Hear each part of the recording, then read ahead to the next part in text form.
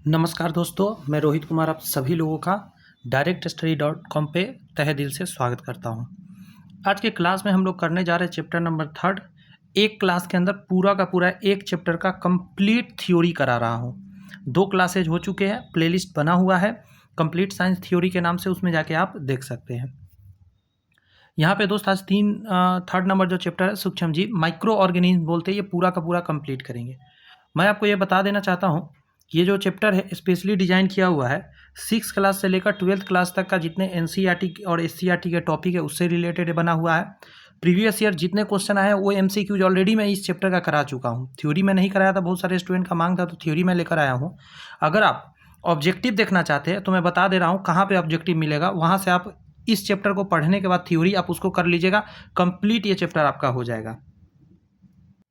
जब आप प्लेलिस्ट इस चैनल का खोलेंगे जो आप अभी देख रहे हैं, ऐसे आपको प्लेलिस्ट दिखेगा। उसमें ध्यान रखना है इसका, ये चैप्टर का ऑब्जेक्टिव आपको इसमें मिलेगा। आप ध्यान रखिएगा, ऐसे आपको इमेज दिखेगा उसमें, ठीक है। फिजिक्स लिखा हुआ रहेगा और असल में इसमें फिजिक्स केमिस्ट्री बायोलॉजी तीनों का इसी में अपलोड किया गया है, ठीक है। स्टार्टिंग में आपको यही दिखेगा, इसका बना हुआ है ऐसे 3 को, इसमें फायर का साइन लगा हुआ है, साइंस PYQ करके लिखा गया है। इसको जब ऑन करेंगे ना आप तो कुछ इस तरह का आपको अंदर में दिखेगा, फिजिक्स नीचे केमिस्ट्री, उसके नीचे बायोलॉजी, आपको सब मिल जाएंगे। चैप्टर का थंबनेल पे नाम लिखा हुआ है, वहाँ से जाकर ऑब्जेक्टिव देख सकते हैं। एक एक चैप्टर से बहुत सारे ऑब्जेक्टिव मैंने करा दिया है, मतलब आपको कहीं से कोई कमी नहीं होने वाली है। तो चलिए आज का सेशन स्टार्ट करते हैं। ध्यान दीजिए जरा, चैप्टर का नाम जैसा कि मैंने बोला सूक्ष्म जीव माइक्रो ऑर्गेनिज्म बोला जाता है। माइक्रो का मतलब ही होता है छोटा, मतलब ऐसे जीव बहुत ही आंखों से ना दिखने वाली हो, छोटा हो, उसकी बात करेंगे हम लोग। जैसे यहाँ कह रहा है कि वे जीव जिन्हें हम खुली आंखों से नहीं देख सकते हैं, जिसे देखने के लिए हमें क्या चीज़ का ज़रूरत पड़ता है, माइक्रोस्कोप यानी सूक्ष्मदर्शी का ज़रूरत पड़ता है। उसी को हम लोग क्या बोलते हैं, सूक्ष्म जीव बोलते हैं, ठीक है, सूक्ष्म जीव बोलते हैं। आएगा सूक्ष्म जीव का अध्ययन विज्ञान, मतलब सूक्ष्म जीव के अध्ययन के विज्ञान को क्या कहा जाता है, इसको माइक्रोबायोलॉजी बोलते हैं। क्या बोलते हैं दोस्त, माइक्रोबायोलॉजी। और आजकल माइक्रोबायोलॉजी का क्या चल गया है, चैप्टर भी चल गया है, सॉरी मतलब सब्जेक्ट भी चल गया है, जहाँ से बच्चे क्या करते हैं, कोर्स कर रहे हैं माइक्रोबायोलॉजी के। यस और नॉट। नेक्स्ट टॉपिक में कहा जा रहा है आपका, जैसे प्रमुख सूक्ष्म जीव की बात करेंगे, एक एक करके देखते हैं। तो जैसे ज़्यादातर लोग जानते हैं बैक्टीरिया, वायरस, लेकिन उससे भी छोटा कुछ है। पहला आपके सामने ये रहा वायरोइड्स। वायरोइड इसको इंग्लिश में बोलते हैं, इंग्लिश में ही ये इसका नाम है। सर्वप्रथम यदि बात कीजिएगा, वायरोइड्स की खोज अमेरिकी जीव वैज्ञानिक, याद रखिएगा इस व्यक्ति का नाम है थियोडोर डायनर। वायरोइड केवल, गौर से सुनिएगा, न्यूक्लिक अम्ल से बना होता है। क्या चीज़ से बना होता है, सिर्फ न्यूक्लिक अम्ल से बना हुआ होता है वायरोइड, ठीक है। वायरस ही जैसा लग रहा होगा सुन के, बट उससे बहुत अलग है। वायरोइड विषाणु से भी छोटा होता है, विषाणु से बहुत छोटा होता है। यह विषाणु के, गौर से सुनिएगा, 1000वें भाग के बराबर होता है। मतलब विषाणु को अगर 1000 टुकड़ों में आप काटेंगे तो उसमें एक टुकड़ा होगा, उतने वाला है, सोच के देखिए। वायरोइड्स में केवल न्यूक्लिक अम्ल के रूप में क्या रहता है, तो न्यूक्लिक अम्ल के रूप में रहता है, उसका नाम है RNA। वायरोइड में सिर्फ RNA रहता है, ध्यान रखिएगा। वायरोइड केवल परपोषी यानी होस्ट शरीर में ही वृद्धि कर सकता है, जैसे कि आप वायरस का जानते होंगे, तथा यह, गौर से सुनिएगा, पौधों के कई प्रकार के रोगों उत्पन्न करते हैं। मतलब ये स्पेशल रोग उत्पन्न करने वाला है पौधों के अंदर। तो वायरोइड कहाँ है, केवल पौधे में होते हैं, ये याद रखना। वायरोइड कहाँ पाया जाएगा, केवल पौधे में। इसी तरह एक हम आपको बताएंगे अभी प्रियॉन, ठीक है। प्रियॉन सिर्फ एनिमल में पाया जाएगा। तो सिर्फ पौधा में वायरोइड पाया जाता है और सिर्फ उसमें रोग उत्पन्न करता है, कुछ भी बेनिफिट पौधा को इससे है नहीं। और बना होता है केवल न्यूक्लिक अम्ल के रूप में, इसमें RNA रहता है, यानी न्यूक्लिक अम्ल का ही सिर्फ बना होता है। क्लियर है, वायरस से छोटा है। इसका खोज थियोडोर डायनर ने किया था। आइए प्रियॉन की बात करते हैं। प्रियॉन के बारे में कहता है, यह एक असामान्य प्रकार के सूक्ष्म जीव जो केवल प्रोटीन अणु का बना है। न्यूक्लिक अम्ल का बना हुआ था वायरोइड, लेकिन प्रियॉन जो है प्रोटीन अणु का बना है, ये ध्यान रखने वाली बात है। प्रियॉन का व्यास है 4 से 5 नैनोमीटर, NM का मतलब होता है नैनोमीटर, 4 से 5 नैनोमीटर। आगे कह रहा है इसका निर्माण केवल मस्तिष्क कोशिका में ही होता है, ठीक है। नेक्स्ट कह रहा है कि प्रियॉन के कारण, किसके, प्रियॉन के कारण बकरी और भेड़ में कौन सा रोग होता है, स्क्रैपी नामक रोग उत्पन्न होता है। आगे कह रहा है जिससे उसका तंत्रिका तंत्र प्रभावित हो जाता है, और तंत्रिका तंत्र एक बार डिस्टर्ब हुआ तो वो पागल हो जाता है। फाइनल यही है कि भेड़ या बकरी हो या जो भी चरने वाला होता है उन सभी में बीमारी पैदा करता है। ये प्रियॉन के कारण मनुष्य में, याद रखिएगा बीमारी, ये बहुत ज़्यादा इंपॉर्टेंट आपका लाइन होने जा रहा है, क्रूयूट सल्फेट या कोब करके बीमारी होता है। ठीक है, प्रियॉन के कारण मनुष्य में कौन सा बीमारी होता है, क्रूयूट सल्फेट यानी याकोब नाम का बीमारी होता है। आगे कह रहा है इस रोग में मनुष्य की यादाश्त में कमी आ जाती है और पागल हो जाता है मनुष्य। ठीक है, तो प्रियॉन जो होता है, ध्यान रखिएगा, प्रियॉन के कारण जो बकरी, भेड़ या गाय भैंस है उसमें स्कर्पी रोग होता है, और मनुष्य में क्रूयूट सल्फेट नामक रोग होता है। ध्यान रखने वाली ये बातें हैं। अब सिर्फ प्रोटीन का बना है, क्या चीज़ का, प्रोटीन का, और मस्तिष्क कोशिका को प्रभावित करता है सिर्फ, और बीमारी पैदा करता है। दो चीज़ समझ गए। अब आइए वायरस की बात करते हैं। वायरस यानी विषाणु, लैटिन भाषा में वायरस शब्द का अर्थ होता है विष, यानी कि कहा जा रहा है कि वायरस की खोज सर्वप्रथम रूसी वैज्ञानिक आइवेनोस्की ने किया था। किसने किया था, आइवेनोस्की ने किया था वायरस का खोज।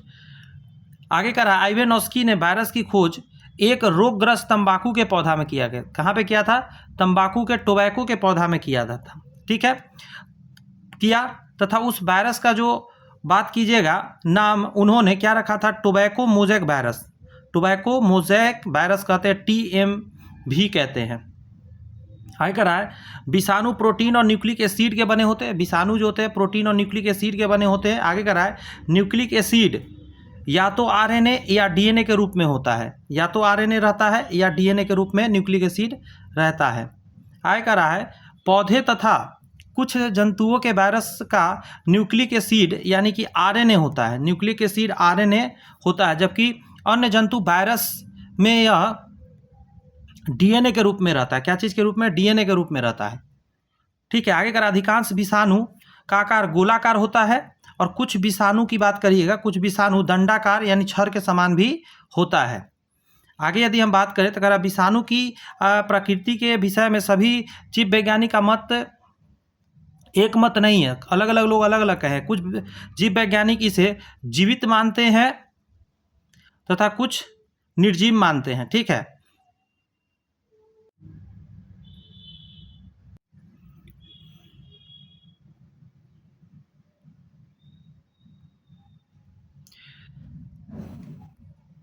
ये सारी बातें मैं अभी बताया था आपको, ध्यान रखिएगा। ये टोबैको मोज़ेक वायरस TMV के कहा जाता है इसको, क्योंकि यह कहाँ खोजा गया था, तंबाकू के पौधे में। विषाणु के बारे में कहा जाता है, एक बार फिर रिपीट करा दूँ, प्रोटीन और न्यूक्लिक एसिड का बना होता है। आगे अगर देखेंगे तो न्यूक्लिक एसिड के बारे में बात कर रहा है। न्यूक्लिक एसिड या तो RNA या DNA के रूप में होता है। ठीक है, कहा जा रहा है कि पौधे तथा कुछ जंतुओं में वायरस न्यूक्लिक एसिड यानी RNA का होता है। ठीक है, अन्य जंतुओं में वायरस में जो होता है वो DNA के रूप में रहता है। मतलब जंतु में देखिए RNA और DNA दोनों हो सकता है, बात समझिएगा, लेकिन पौधा में सिर्फ होता है RNA, DNA नहीं होता है। ध्यान रखिएगा, ये सब बहुत काम का है यहाँ पे। अधिकांश विषाणु का आकार गोलाकार होता है, लेकिन कुछ विषाणु दंडाकार यानी छड़ जैसा हो सकता है। विषाणु की प्रकृति के विषय में सभी जीव वैज्ञानिक का मत अलग अलग है। कुछ मानते हैं निर्जीव, कुछ इसको सजीव भी मानते हैं। तो ज़रा देखते हैं क्यों। जैसे विषाणु को निम्न आधार पर निर्जीव माना जा रहा है। जैसे वायरस केवल जीवित परपोषी में ही वृद्धि कर सकता है। ठीक है, आगे कह रहा है वायरस को क्रिस्टल के रूप में प्राप्त किया जा सकता है। तो ये दोनों बात इसको निर्जीव बना रहा है। आगे कह रहा है वायरस श्वसन नहीं करता, ये भी निर्जीव का ही गुण है। जीवित कोशिका के बाहर वायरस उपापचय यानी कि मेटाबॉलिज्म जैसा कोई भी गुण प्रदर्शित नहीं करता है। ये सब निर्जीव का नियम है। अब देखिए सजीव मानने वाले लोग क्या कहते हैं। पहला कहते हैं भिन्न भिन्न वायरस का आकार और संरचना अलग होता है, वायरस जनन कर रहा है। ठीक है, वायरस संवेदनशील होता है। आगे कह रहा है वातावरण के प्रति उसमें अनुकूलन पाई जाती है, मतलब अलग अलग वातावरण में अलग अलग तरीक़ा से अनुकूलित होकर जीवित रहता है। आगे कह रहा है पादप वायरस पौधे के कोशिका में रहते हैं। पादप वायरस पौधे के कोशिका में रहते हैं और उनमें कई प्रकार के रोग पैदा करते हैं। ठीक है, आगे कह रहा है वायरस द्वारा पौधे में होने वाले प्रमुख रोग, एक नंबर में कह रहा है तंबाकू, गन्ना, ककड़ी, टमाटर, गोभी, मिर्च आदि में मोज़ेक रोग हो जाता है। आगे का रहा आलू का लीफ रोल है, आगे है भिंडी का पित्त सीरा मोजैक रोग है, आगे है टमाटर का लीफ कर्ल रोग है। ठीक है, ध्यान रखिएगा इन चीज़ों को। आगे अगर आप ध्यान देंगे तो आलू का लीफ रोल हो गया, भिंडी का पित्त सीरा मोजैक हो गया, टमाटर का लीफ कर्ल हो गया। अब देखिए जंतु वायरस की यदि बात करिएगा, पादप वायरस से अलग होता है। ठीक है, क्योंकि इसमें डीएनए न्यूक्लिक एसिड पाया जाता है। वायरस मनुष्य में भी, गौर से सुनिएगा, घातक रोग फैला देता है। बात समझे, वायरस के कारण मनुष्य में होने वाला रोग है सबसे पहले इन्फ्लुएंजा, इसको फ्लू बोलते हैं। किसी भी तरह का फ्लू होगा ना, वायरस टिक करना है, याद रखिएगा। यह रोग मिक्सो वायरस के कारण होता है, जो विश्व के लगभग सभी देशों में पाया जाता है। ठीक है, कह रहा है रोग के विषाणु वायु द्वारा रोगी के छींक के साथ फैलता है। रोगी यदि छींकेगा तो एक दूसरे को हो जाता है वायु के माध्यम से। आगे करा है विषाणु संक्रमित व्यक्ति के फेफड़ों में तेजी से वृद्धि करता है, फेफड़ा में जाकर, समझ रहे हैं ना, कहाँ पे, लंग्स में। 1 या 4 दिन बाद संक्रमित व्यक्ति को बुखार आ जाता है, फ्लू जैसे ही जाता है शरीर में, पूरे शरीर में कपकपी आ जाता है, कमजोरी आ जाता है, नाक में पानी निकलने लगता है, जैसे ही लक्षण प्रकट होने लगता है। आगे है इस रोग के नियंत्रण हेतु कई प्रभावी दवा उपलब्ध नहीं है, कोई भी प्रभावी दवा उपलब्ध नहीं है। आगे कह रहा है फिर भी एस्पिरिन हम दवा खा सकते हैं, प्रचुर मात्रा में आराम देता है। आगे कहा जा रहा है पोलियो भी होता है वायरस के कारण। पोलियो, या जिसको माइलिटीज बोलते हैं, पूरा नाम तो यही है असल में, शॉर्टकट में पोलियो हम लोग बोल देते हैं। रोग पोलियो वायरस के कारण होता है। इसमें और कहा रहा है कि यह वायरस जो है संक्रमित भोजन से और दूध, देख रहे हैं, तथा पेयजल के मदद से फैलता है। खाना, दूध और पानी की मदद से यह आहार नाल में प्रवेश कर जाता है। आहार नाल से होते हुए यह वायरस रक्त में पहुंचता है, खून में। आगे कह रहा है अंत में यह वायरस केंद्रीय तंत्रिका तंत्र, सेंट्रल नर्वस सिस्टम को प्रभावित करता है। और नर्व को प्रभावित करेगा यानी पागल करेगा, पागल नहीं करेगा तो पैरालिसिस मारेगा। केंद्रीय तंत्रिका तंत्र में प्रवेश कर यह वायरस तंत्रिका तंत्र ऐसे कोशिकाओं को जो शरीर के पेशीय समझ रहे हैं, मतलब मांसल की क्रिया को नियंत्रित करते हैं, नष्ट कर देता है। इसके कारण पेशियों पर क्या हो जाता है, तंत्रिका तंत्र का नियंत्रण ही खत्म हो जाता है, और जैसे ही हट जाता है तो वे कार्य करना बंद कर देते हैं, और हम लोग कहते हैं उसको पैरालिसिस मार दिया। यह रोग बच्चों में सबसे ज़्यादा प्रभावी होता है, खासकर 6 महीना से लेकर 3 साल तक के बच्चों को ये बहुत ज़्यादा प्रभावित करता है। कह रहा है एक बार पोलियो रोग हो जाने पर फिर प्रभावी अंग का इलाज संभव नहीं हो पाता है, किसी भी कीमत पर ठीक नहीं होता है। आगे कह रहा है कि सिर्फ फिजियोथेरेपी द्वारा रोग की तीव्रता को कम किया जाता है, मतलब तेजी से यदि रोग फैल रहा है उसको स्लो कर सकते हैं आप, लेकिन ख़त्म नहीं कर सकते। इस रोग से बचाव हेतु तो पूर्ण रूप से सुरक्षित टीका ही उपलब्ध है, जो कि टीका बचपन में ही लगता है। आगे एक और है खसरा। खसरा भी क्या चीज़ से होता है, विषाणु से होता है। यह मारमूली विषाणु के कारण होने वाला रोग है। आगे है कि यह विषाणु वायु के माध्यम से तेजी से फैलता है, वायु के माध्यम से। आगे है आपका संक्रमित व्यक्ति को आरंभ में नाक, आँख से पानी आता है, बुखार होता है खसरा में, तथा 3-4 दिन बाद क्या होता है, शरीर जो है पर लाल दाने आने लग जाता है। इस रोग में रोगी को पर्याप्त आराम और उबला हुआ भोजन करना चाहिए, तेल मसाला यानी नहीं यूज करना चाहिए खसरा होने पर। इसके अलावा एक बीमारी है जिसका नाम है आपका चेचक। यह बैरियोला विषाणु के कारण होता है, और इसका ये नाम याद रखना है कि किस विषाणु के कारण होता है, चेचक, बैरियोला। और बैरियोला से चेचक, और उसी के जैसा एक होता है जिसको बोलते हैं छोटी माता, इस होता है बैरीसेला। बात समझे, इसको याद रखना बहुत ज़रूरी है, बैरियोला, बैरीसेला। नाम से पकड़ लीजिएगा, बैरियोला बड़ा आपको फील होगा, बैरीसेला छोटा फील होगा। बैरियोला, बैरीसेला नहीं फील हो रहा है, बैरियोला गोला, बैरियोला गोला बड़ा, बैरीसेला छोटा। तो छोटी माता की यदि बात करिएगा तो बैरीसेला कहलाता है, और बैरियोला बड़ी माता को कहते हैं, मतलब चेचक को कहते हैं। कहता बैरियोला विषाणु के कारण होता है, बहुत ही संक्रामक रोग है। इसके विषाणु वायु के माध्यम से फैलता है। आगे कह रहा है कि संक्रमण व्यक्ति को प्रारंभ में बुखार आता है, सिर दर्द होता है, उल्टी होता है, और 4 दिन के बाद दाने निकलने आते हैं जो धीरे धीरे पूरे शरीर में फैल जाते हैं। इस रोग का टीका उपलब्ध है। छोटी माता, यहाँ कह रहा है यह रोग बैरीसेला जोस्टर विषाणु द्वारा होता है। वहाँ पे बैरियोला था, यहाँ बैरीसेला जोस्टर है। यहाँ कह रहा है यह संक्रामक रोग परंतु चेचक से कम है, चेचक से ये कमज़ोर है।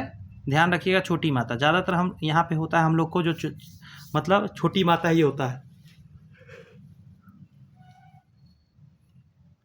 इस रोग में रोगी के शरीर पर छोटे छोटे दाने निकलते हैं, हल्का बुखार भी रहता है, दर्द भी होता है, जलन देता है। इस रोग का कोई स्पष्ट इलाज नहीं है।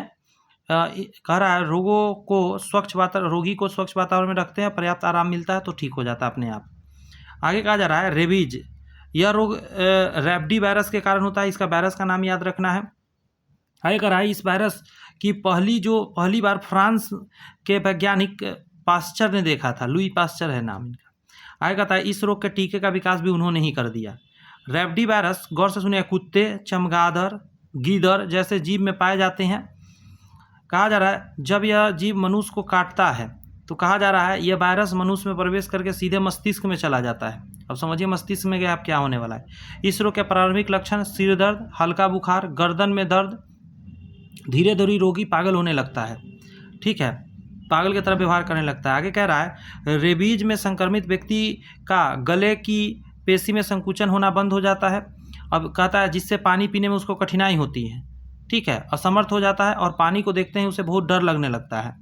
इसके बाद कहा जा रहा है इस कारण इस रोग को हम लोग हाइड्रोफोबिया बोलते हैं। क्या बोलते हैं दोस्त? हाइड्रोफोबिया, क्योंकि पानी से डर लगने लगता है। नेक्स्ट है कि मनुष्य अधिकांश कुत्ते के काटने से रेबीज फैलता है मनुष्य में। ठीक है, आगे कह रहा है कुत्ते अगर रेबीज से संक्रमित हो गए हैं तो वे कुत्ते व्यवहार में बदलाव आएगा। जैसे संक्रामित कुत्ता अत्यंत क्रोधित और उग्र हो सकता है, गुस्सा में हो सकता है, भौंकेगा बहुत और व्यक्ति को काटने को दौड़ेगा। या संक्रमित कुत्ता सुस्त या मौन होकर एकांत में कहीं पड़ा रहेगा। कह रहा है कुत्ता मनुष्य को काटने से 3-5 दिन के अंदर मर जाता है। कुत्ता मनुष्य को काटने के 3 या 5 दिन के अंदर मर जाता है तो यह मान लेना चाहिए कि निश्चित वह कुत्ता रेबीज से संक्रमित था। नेक्स्ट है आपका कि रेबीज वायरस से अगर मस्तिष्क प्रभावित हो गया हो तो याद रखिए फिर उसका कोई उपचार नहीं है। अतः पालतू कुत्ते या रेबीज संक्रमित पशु के काटने से तुरंत बाद रेबीज का सुई लगवा लेना चाहिए जितना जल्दी हो सके। आगे उसी तरह हेपेटाइटिस का कहता है यकृत में, क्या चीज़ में? यकृत में वायरस के संक्रमण से यह रोग हो जाता है। यकृत में वायरस के संक्रमण से होता है हेपेटाइटिस रोग। आगे कहा जा रहा है कि अत्यधिक मात्रा में शराब के सेवन से भी यह रोग हो जाता है। नेक्स्ट कह रहा है हेपेटाइटिस कई प्रकार के होते हैं, जैसे हेपेटाइटिस ए, हेपेटाइटिस बी बहुत कॉमन है, ए और बी। आगे कह रहा है हेपेटाइटिस ए दूषित जो है भोजन या पानी से संक्रमित होता है। और हेपेटाइटिस बी कह रहा है रुधिर या लार के संक्रमण से हो सकता है हेपेटाइटिस बी। नेक्स्ट में अगर कहा जा रहा है कि इस रोग में यकृत सामान्य से अधिक बड़ा हो जाता है। हेपेटाइटिस का सबसे प्रधान लक्षण त्वचा एवं आँखों के सफ़ेद भाग का पीला पड़ जाना। ठीक है, हेपेटाइटिस जैसे ही बीमारी पकड़ेगा, जॉन्डिस जिसको बोलते हैं, ठीक है, सफ़ेद हो जाना, पीला पड़ जाता है और आम भाषा में इसको जॉन्डिस के रूप में हम लोग देखते हैं। आगे कहा जा रहा है यह रोग टीका उपलब्ध है इस रोग का भी। अब नया बीमारी है, इसको बोलते हैं बैक्टीरियोफेज। देखिए नाम में बैक्टीरियोफेज लगा लेकिन होता विषाणु से। ऐसा नहीं सोचिए कि ये भी होता है आपको क्या चीज़ से, तो बैक्टीरिया से। देखिए विषाणु जो जीवाणु पर आक्रमण करते हैं, मतलब जीवाणु को ही अपना घर बना लेते हैं, उसको बैक्टीरियोफेज कहते हैं। बैक्टीरियोफेज एक प्रकार का वायरस है, ध्यान रखना है, क्योंकि यह चूँकि बैक्टीरिया के ऊपर लगता है इसलिए इसका नाम रख दिया बैक्टीरियोफेज। आगे कहा रहा जाए कि बैक्टीरियोफेज, एक सेकेंड भाग क्यों रहे हो। बैक्टीरियोफेज का सर्वप्रथम खोज ट्वार्ट तथा डी हेरेल ने 1917 में किया था। आगे कह रहा है यह विषाणु प्रोटीन एवं डीएनए के, यह विषाणु जो प्रोटीन एवं डीएनए के बने होते हैं। विषाणु की आकृति मनुष्य के शुक्राणु कोशिका की तरह होती है। किसका बात चल रहा है पता है ना? बैक्टीरियोफेज का हम लोग बात कर रहे हैं। बैक्टीरियोफेज केवल जीवाणु पर ही आश्रित रहता है तथा उन सभी स्थानों पर पाया जाता है जहाँ जीवाणु के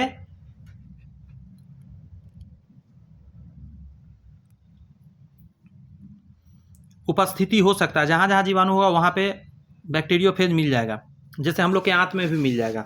आगे कह रहा है गंगा जल में बैक्टीरियोफेज विषाणु पाए जाते हैं। ये पानी को सड़ने वाले जीवाणु का भक्षण करते रहता है। यही कारण है कि गंगा जल अधिक दिनों तक खराब नहीं होता है और ये खराब होने से बचाता है। अब आइए बैक्टीरिया की बात करते हैं। वायरस की बात हो गई, उसका बीमारी का बात हो गया, बैक्टीरिया की बात करते हैं। कह रहा है जीवाणु सर्वव्यापी सूक्ष्म जीव है। ये बैक्टीरिया जो सर्वव्यापी है, वायु में मिलेगा, जल में मिलेगा, भूमि पर मिलेगा, पत्थर में मिलेगा, आकाश में मिलेगा, हर जगह मिलेगा। अंतरिक्ष में मिला। जीवाणु की खोज सर्वप्रथम ल्यूवेनहॉक ने किया था। इसका नाम एनिमैल्क्यूल रखा था उन्होंने खोज कर। आगे कह रहा है कि हेरनबर्ग ने द्वारा जीवाणु बैक्टीरिया का नाम दिया गया था। नेक्स्ट टॉपिक है कि सर्वप्रथम लुई पास्चर इसके बाद कोच ने पता लगाया। सर्वप्रथम लुई पास्चर, उसके बाद कोच ने इसका पता लगाया। जीवाणु द्वारा मनुष्य में रोग फैलता है, यही पता लगाया। जीवाणु में पाए जाने वाला सामान्य लक्षण पहले लुई पास्चर पता लगाया था, ठीक है। चेचक का टीका भी उन्होंने विकसित किया था। और आगे क्या उन्होंने पता लगाया, एक और व्यक्ति जिनका नाम क्या था अभी मैंने जस्ट आपको बताया, कोच ने। यहाँ देखिए, जीवाणु प्रोकैरियोटिक कोशिका है, यूकैरियोटिक नहीं है, मतलब अविकसित सेल है। इसमें कोशिका भित्ति पाई जाती है और कोशिका भित्ति पौधा में पाया जाता है। समझ रहे हैं कि नहीं समझ रहे हैं? इसमें कोशिका भित्ति पाई जाती है। आगे कह रहा है जीवाणु की कोशिका भित्ति सेल्यूलोज की नहीं बनी होती है। सेल्यूलोज का पेड़ पौधा का बना होता है। इसका बना होता है पेप्टिडोग्लाइकन की बनी होती है। पेप्टिडोग्लाइकन की बनी होती है। जीवाणु अधिकांशतः परपोषी होते हैं, कुछ जीवाणु स्वपोषी होते हैं, ठीक है। आगे कह रहा है कि स्वपोषी जीवाणु साइनोबैक्टीरिया कहलाते हैं। साइनोबैक्टीरिया में क्लोरोफिल पाया जाता है। आगे कह रहा है जिससे वे प्रकाश संश्लेषण कर पाते हैं। क्लियर बात? फिर से सुनिए जरा, पीछे से ही सुनिए, बहुत इंपॉर्टेंट लाइन है। पहले तो ये मैंने बताया कि जीवाणु प्रोकैरियोटिक कोशिका है और इसमें कोशिका भित्ति पाया जाता है। और इसका कोशिका भित्ति क्या चीज़ का बना होता है? तो पेप्टिडोग्लाइकन का। जीवाणु अधिकांशतः परपोषी होते हैं, मतलब दूसरों से भोजन प्राप्त करते हैं। कुछ जीवाणु स्वपोषी होते हैं, स्वपोषी वाले को साइनोबैक्टीरिया बोलते हैं। और इसमें क्लोरोफिल पाया जाता है जिससे यह प्रकाश संश्लेषण कर पाते हैं। आगे कह रहा है कि विभिन्न जीवाणु का औसत आकार 1 माइक्रोमीटर से लेकर 5 माइक्रोमीटर तक होता है।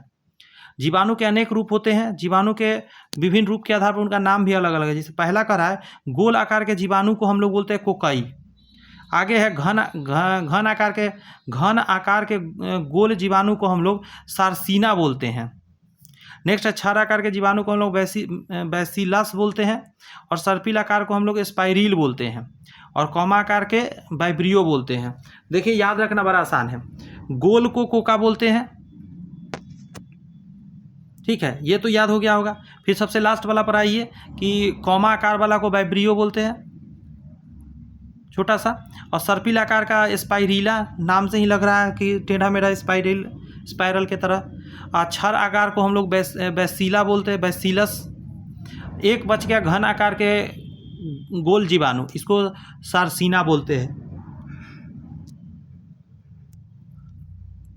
जनन याद रखिएगा, जीवाणु में जो होता है वो विखंडन यानी फ्यूजन द्वारा होता है। फ्यूजन जुड़ना होता है, फ्यूजन टूटना होता है। और यह अलैंगिक विधि है। नेक्स्ट टॉपिक हमारा है जीवाणु से होने वाले आर्थिक लाभ, जो फायदा है। जीवाणु पारिस्थितिकी तंत्र में अपघटक का कार्य करते हैं, मतलब जो भी जीव जंतु मर जाते हैं उसे सराहने गलाने का काम करते हैं। मृत जीव शरीर में फंसे कार्बनिक एवं अकार्बनिक तत्व को मिट्टी और वातावरण में यह मुक्त कर देता है। कुछ जीवाणु जैसे कि एजोटोबैक्टर, क्लोरास्ट्रिडियम, राइजोबियम, जो लिगुमिनस प्लांट के जड़ में पाया जाता है, रूप में रहता है। यह जीवाणु हवा में उपस्थित जो क्या बोला जाए, लिगुमिनस पौधा के जड़ में रहता है। और यह हवा में उपस्थित स्वतंत्र नाइट्रोजन ग्रहण करता है और नाइट्रोजन के यौगिक में बदल देता है, यानी नाइट्रेट में बदल देता है। आगे कह रहा है यह खेत के लिए बहुत लाभदायक होता है, पौधों के लिए। यह जीवाणु जो स्वतंत्र नाइट्रोजन को नाइट्रोजन के यौगिक में बदलते हैं उसको हम लोग कहते हैं नाइट्रोजन स्थिरीकरण जीवाणु, ठीक है, नाइट्रोजन स्थिरीकारक जीवाणु। कह रहा है ई कोलाई बोलने से क्या समझ में आएगा? ई कोलाई यहाँ आइए।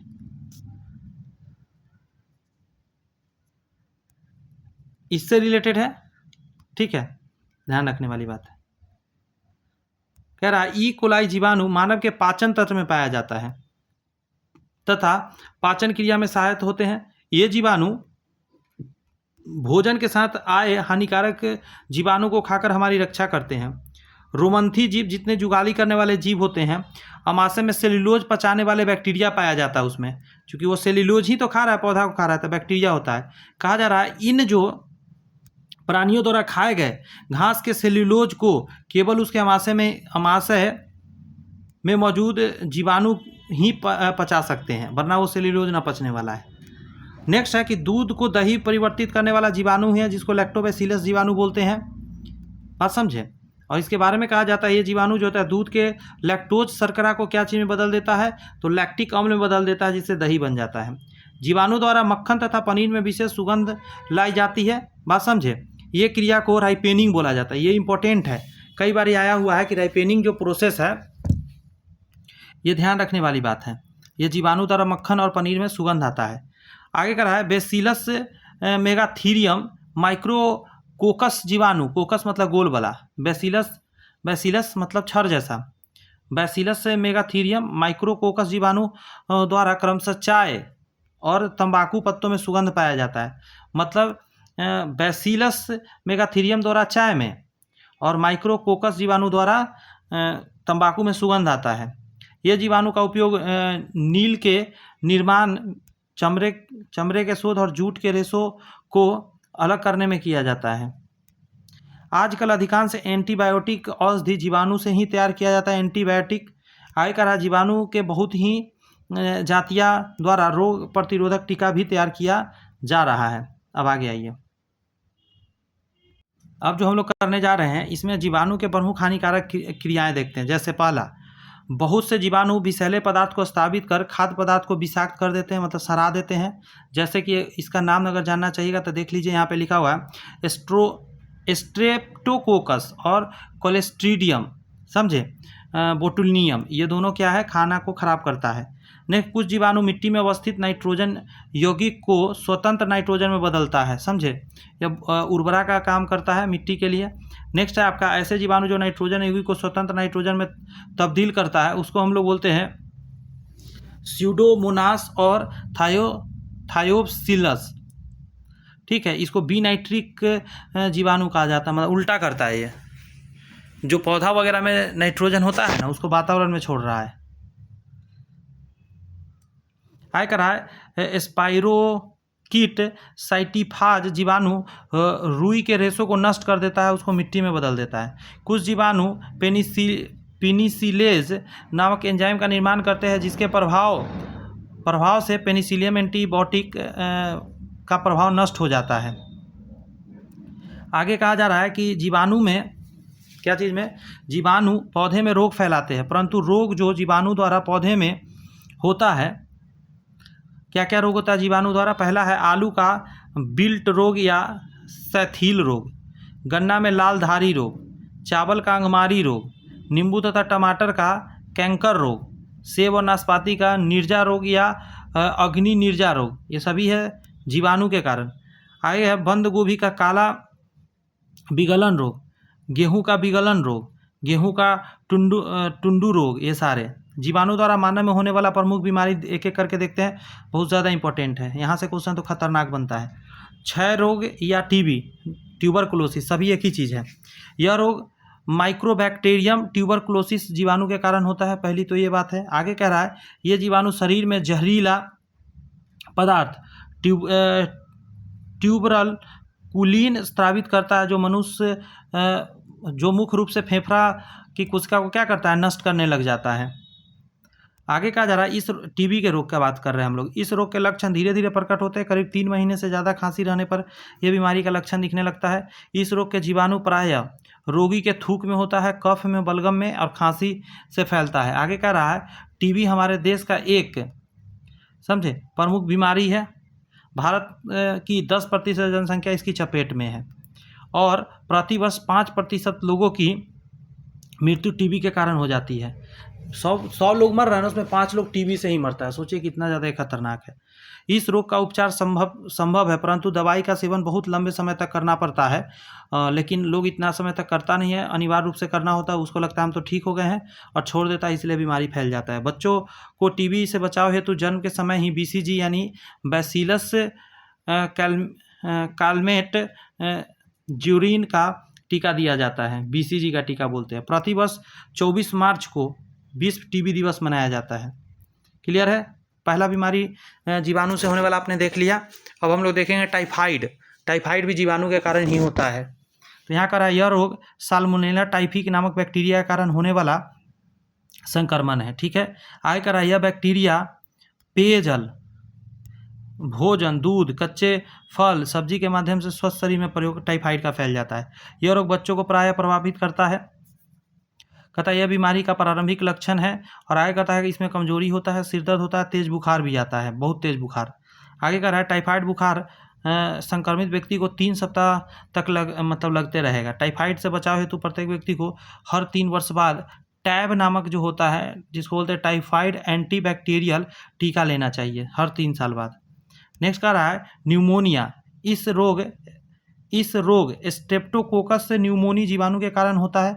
आगे कह रहा है कि इस रोग में फेफड़ों में स्थित वायुकोष्ठ एल्वोली एक तरल सूख जाते हैं, जिससे सांस लेने में कठिनाई होती है। ज्वार होती है, मतलब बुखार, खांसी, सिर दर्द, इस रोग का सामान्य लक्षण है और बीमारी का नाम है न्यूमोनिया। ठीक है, ध्यान रखना है। अब हैजा कॉलरा की बात करते हैं। कह रहा है यह विब्रियो कोलेरी नामक जीवाणु के कारण होने वाला संक्रमित रोग है। आगे आपका देखेंगे, इसमें तो कह रहा है कि इस रोग के जीवाणु आंत में पहुंचकर विषाक्त पदार्थ स्रावित करते हैं, जिससे रोगी को बार बार पानी जैसा दस्त होने लगता है, उल्टी होने लग जाता है। आगे कह रहा है इस रोग से बचाव हेतु टीका उपलब्ध है। अच्छा, एंथ्रेक्स क्या है? तो कह रहा है यह रोग बैसिलस एंथ्रेसिस जीवाणु के कारण प्रायः पालतू पशु में हो जाता है। एंथ्रेक्स नाम का बीमारी गाय, भैंस, बकरी आदि में होता है। फिर पालतू पशु के संपर्क में आने वाले मनुष्य को भी ये पकड़ लेता है। इस जीवाणु का संक्रमण होने से आरंभिक लक्षण है सर्दी, सांस लेने में दिक्कत, भूख में कमी, ये सारी बीमारी दिखता है। मनुष्य में जीवाणु द्वारा होने वाले अन्य रोग और भी है, जैसे डिप्थीरिया हो गया, याद रखना है, प्लेग हो गया, डिप्थीरिया, प्लेग, टिटनस, काली खांसी, कोढ़, ये सारी बीमारी है। आगे कह रहा है कि जर्म थ्योरी ऑफ डिजीज क्या है? तो रॉबर्ट कोच ने सर्वप्रथम प्रमाणित किया कि सूक्ष्मजीव जो है मनुष्य में रोग फैलाते हैं। उन्होंने एंथ्रेक्स रोग के बारे में कहता है कि जीवाणु का पता लगाकर इसे प्रमाणित किया। रॉबर्ट कोच यह मत था कि जर्म थ्योरी ऑफ डिजीज कहलाता है, उन्होंने जो भी मत दिया। आगे कह रहा है आपका कि प्रोटिस्टा जगत प्रमुख जीव। तो प्रोटिस्टा जगत में जलीय, एक कोशिकीय और यूकैरियोटिक, ठीक है, कोशिका का बना होता है। इस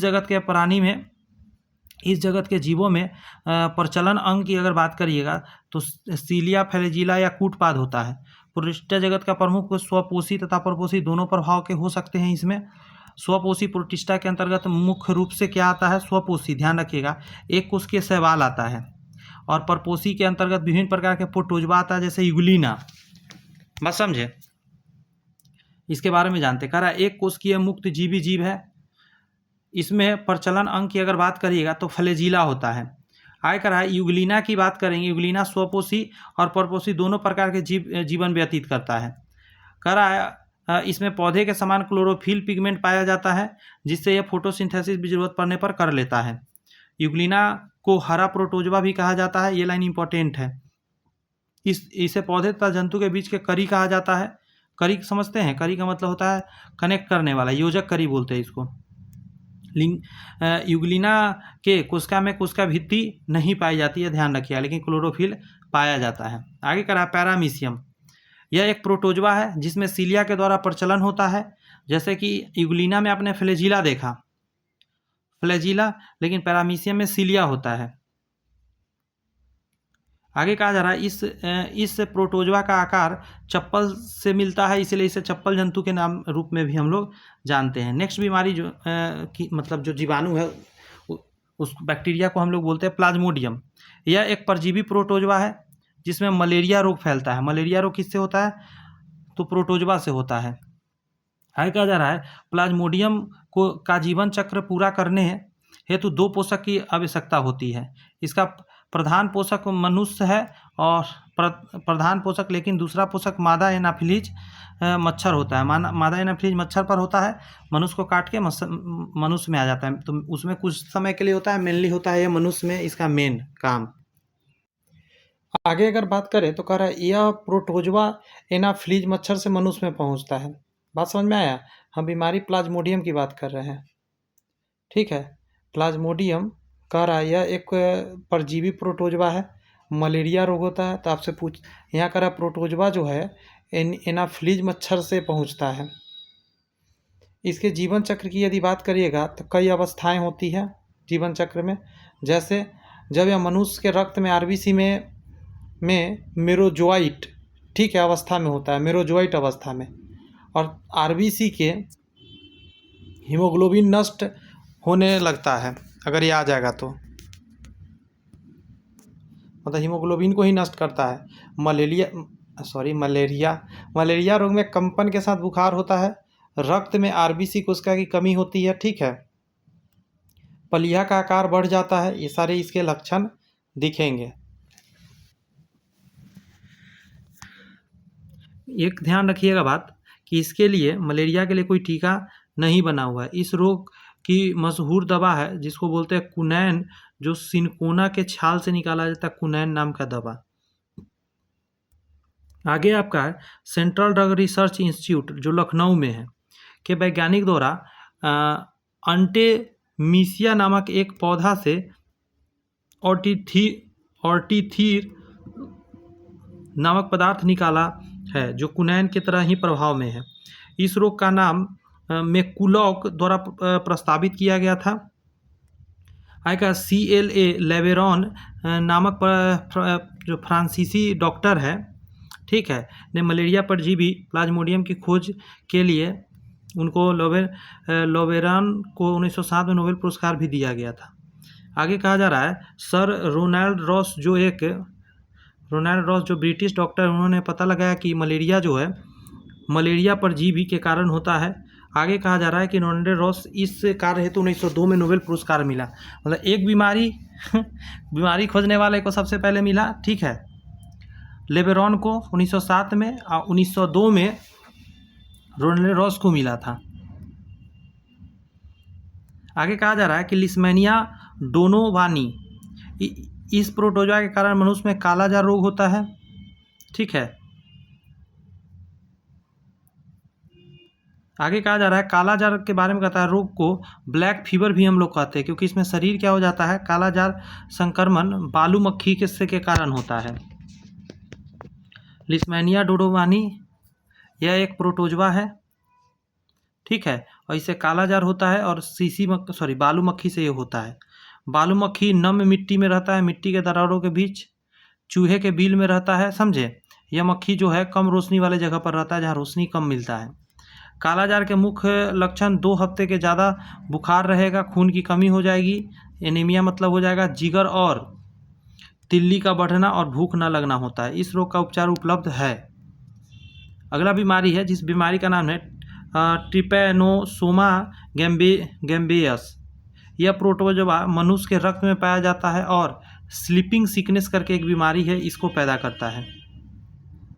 आगे करा इस रोग को ह्यूमन अफ्रीकन ट्रिप्टोसोमी रोग कहा जाता है, क्योंकि अफ्रीका में ज़्यादातर होता है। आगे करा इसको होने के लिए सीसी मक्खी का जरूरत होता है।